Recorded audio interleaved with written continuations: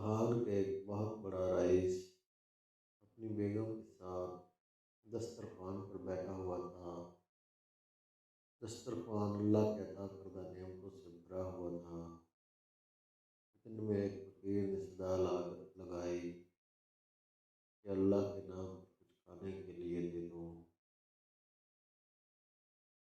اس شخص نے اپنی بیوی کو حکم دیا کہ سارا دسترخوان اس فقیر کی جھولی میں ڈال دو۔ عورت نے حکم کی تعمیل کی۔ اس وقت اس نے اس فقیر کا چہرہ دیکھا تو دھاڑے مار کر رونے لگی۔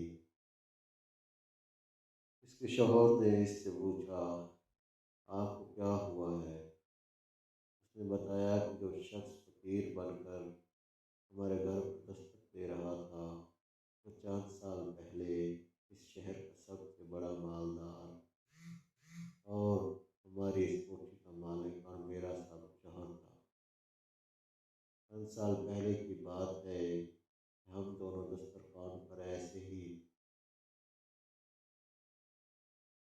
بیٹھ کر کھانا کھا رہے تھے جیسا کہ آج کھا رہے تھے۔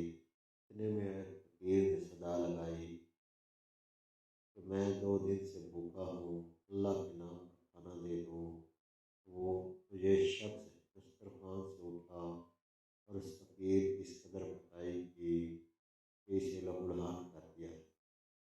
نہ جانے اس فقیر نے کیا بددعا دی کہ اس کے حالات دگرگوں ہو گئے، کاروبار ٹھپ ہو گیا اور وہ شخص فقیر جو فلاش ہو گیا۔ اس نے مجھے بھی طلاق دے دی۔ اس کے چند سال گزرنے کے بعد میں آپ کی زوجیت میں آ گئی۔